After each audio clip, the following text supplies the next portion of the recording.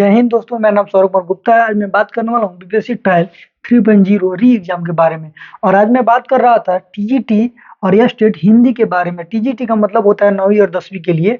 और इसमें आज टॉपिक में है मेरा 20वां टॉपिक, यानी 19 टॉपिक इससे पहले मैं पढ़ा चुका हूँ। और मेरे यूट्यूब चैनल पर टॉपिक वाइज ही वीडियो आता है जो टीजीटी और यह स्टेट से संबंधित होता है। जो बिहार में शिक्षक बहाली चल रहा है, बिहार में जो शिक्षक बहाली चल रहा है 3.0, जो पेपर लीक हो गया था उसके चलते री एग्जाम होने वाला है। और उसी में मैं पढ़ा रहा था टीजीटी और स्टेट की हिंदी के बारे में, क्योंकि दोनों पेपर लगभग सेम ही चल रहा है। अब बात करते हैं, मेरा टॉपिक है रस खान, यानी रस खान के बारे में हम जानेंगे। सबसे पहले रस खान कौन थे और किस काल के कवि थे। तो रस खान जो थे रीतिकालीन कवि थे। रीति यानी रीति से बद्ध, यानी सब परंपराओं से बद्ध थे, इसीलिए रीतिकालीन कवि इनको कहा जाता है। सबसे पहले इनके बारे में जानेंगे, इनका नाम क्या था। रस खान का मूल नाम का मतलब इनका मेन नाम, असली नाम था सैयद इब्राहिम था। इनका नाम क्या था? सैयद इब्राहिम। ये भी पूछ सकता है कि रस खान का क्या नाम था, रियल नाम था, यानी सैयद इब्राहिम था। और दिल्ली में, यानी इनका जो जन्म हुआ था दिल्ली में सन 1533 में। कब जन्म हुआ था? 1533 में हुआ था। और इनका जो मृत्यु हुआ था 1618 में हुआ था। और जो हुआ था कहाँ पर? मथुरा के वृंदावन में। यानी जो मथुरा है, उत्तर प्रदेश में मथुरा है, मथुरा के वृंदावन में इनका मृत्यु हुआ था। बात करते हैं किससे संबंधित ज्यादा कवि थे। ये कृष्ण के भक्त ज्यादा थे, यानी जो किससे संबंधित, कृष्ण भगवान के बाल लीला के बारे में ही ज्यादा बखानी किया है, और उन्हीं के बारे में सबसे ज्यादा इन्होंने लिखा है।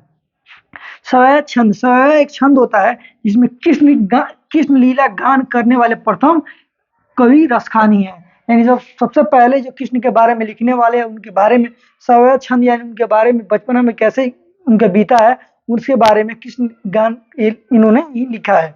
बात करिए रस खान के प्रमुख कृति, यानी रस खान के भी प्रमुख कृति जो मेन जो मुख्य है, सबसे इनका प्रसिद्ध है सुजान रस खान। सुजान रस खान सबसे ज्यादा पूछा जाता है।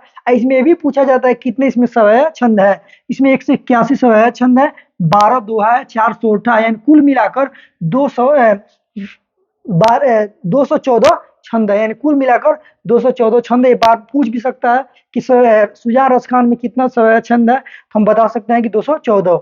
ठीक, ये बात करते हैं फिर प्रेम वाटिका। प्रेम वाटिका भी एक फेमस है। इसमें इनका 1614 और 53 दोहे की कृति है। 1614 छंद है और इसमें 53 दोहों का भी कृति है, यानी 53 दोहा है इसमें, और 1614 इसमें छंद ही इसमें पाया गया है। फिर बात करते हैं दान लीला। दान लीला में 11 छंद का खंड काव्य, यानी खंड मतलब अलग अलग है, जो 11 छंदों के इसमें काव्य है।